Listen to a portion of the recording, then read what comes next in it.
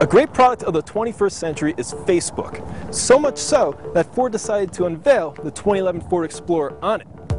Now we're here in lovely San Diego, California, and Ford is telling us that the new Explorer is going to meet the 21st century buyer's needs.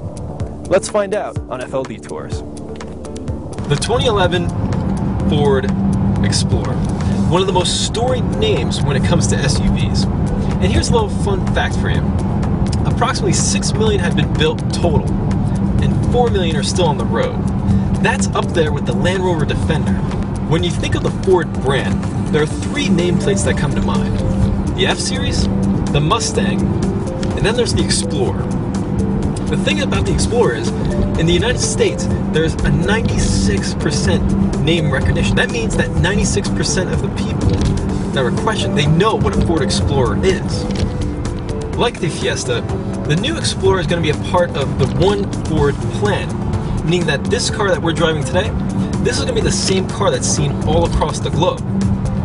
Currently, Ford says that they export about 20% of these cars. They're hoping to increase that with this new Explorer. Although a lot of people say they want to be just as good as the Europeans when it comes to the interior, Ford has actually accomplished that. They say that they've benchmarked this car and its interior to Audi. And you know what? When you start feeling around, you start pressing buttons and stuff, it's really true.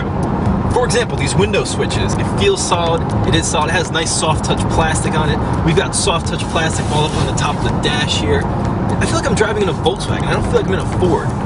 It's something that has been done before in an American car. It feels very European. When I first got into the Explorer, the one thing I noticed is the seating position.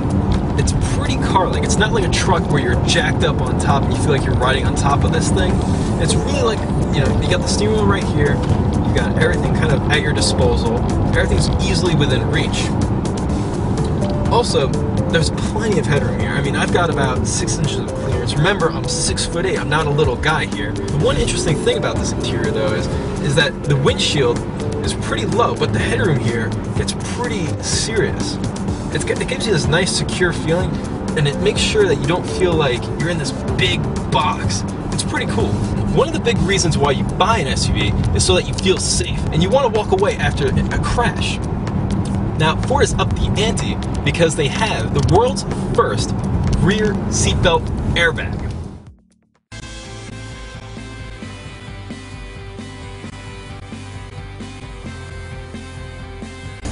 Even though we've just discussed how the Explorer does on the highway, it's time to now kind of get to the off-road. So that's why we're in the back country here of San Diego, getting a feel of what the Explorer is capable of. Even though Ford admits that buyers won't be doing this kind of stuff, it still needs to be capable of doing it. And that's exactly why we're going through this little trial here. Although you wouldn't expect it because the Explorer has a low-down and aggressive stance, you can clear just about anything on the off-road course here that we're going through. This is what really amazes me. The fact is, this is so incredibly easy to do. You just hit the hill descent button, you're cruising. You're going through here, you're very stable, you don't have to worry about much. You just kind of do what you got to do, let the system do most of the work, and the car will take care of you. Just don't overcook it. For an SUV, the 2011 Explorer drives a lot like a car. When you're going through the twisties, it has nice grip. It doesn't feel like you're floating on top of it. It's very nicely composed, and it feels a lot like a Taurus. When we got up to highway speeds today, the car is very composed and it's very planted. It's got a taut suspension that's not going to make you feel like you're doing this, like you're in a boat or something like that.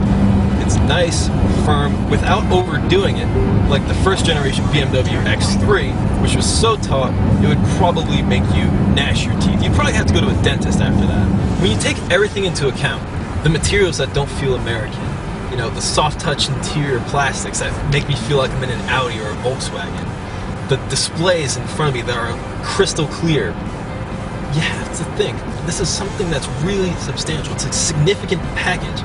It's a really great car.